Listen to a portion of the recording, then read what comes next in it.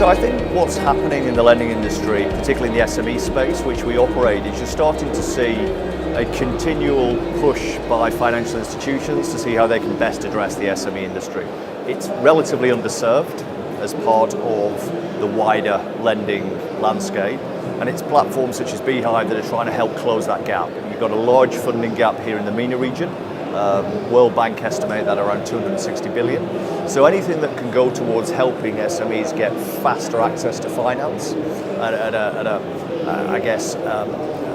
the best possible rates that allow them to invest in their business, to drive employment, drive GDP growth, is what's critically important at the moment. So we're seeing a lot more of that. We're starting to see collaboration between platforms such as Beehive and wider financial institutions. And I think I'm very, very bullish about the next couple of years.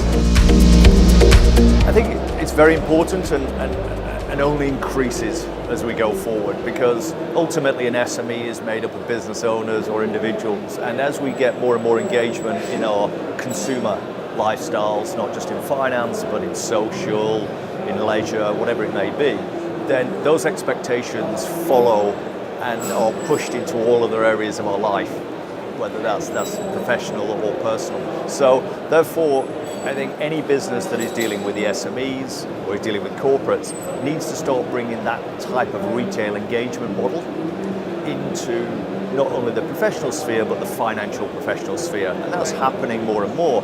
So one of the things that we look to do is to make sure that we can give as frictionless as experience as possible to the users on our platform and allow them to engage seamlessly.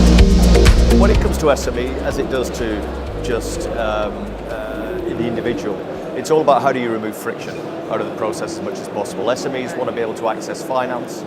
Yes, they want to get finance at the best possible rate. That's always important in a business. But actually, it's time to finance that's the most critical factor for an SME. So if they can get access to finance in days rather than weeks or months, that can make a huge difference. So what we focus on is how do we remove friction as much as possible? How do we give them an engagement model which they can action, they can track, they can be comfortable with?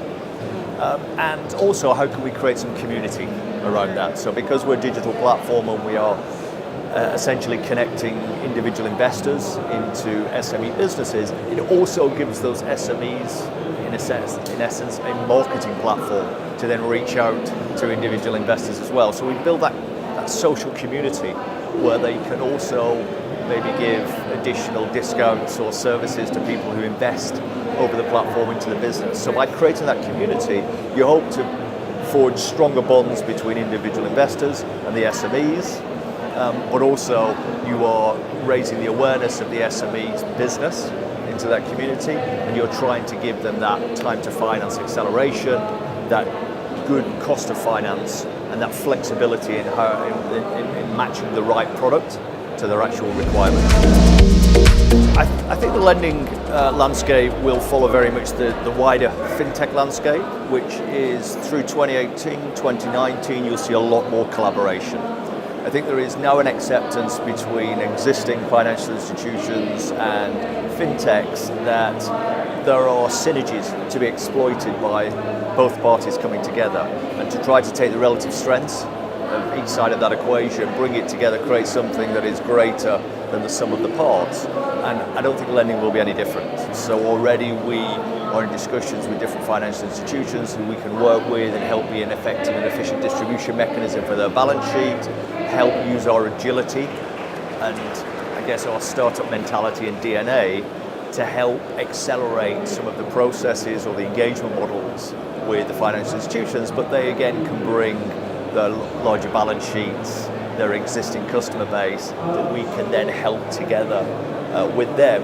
to go and offer new services or new opportunities into that ecosystem. So I think it's the synergistic benefits you'll see more and more happening through 2018 and into 2019.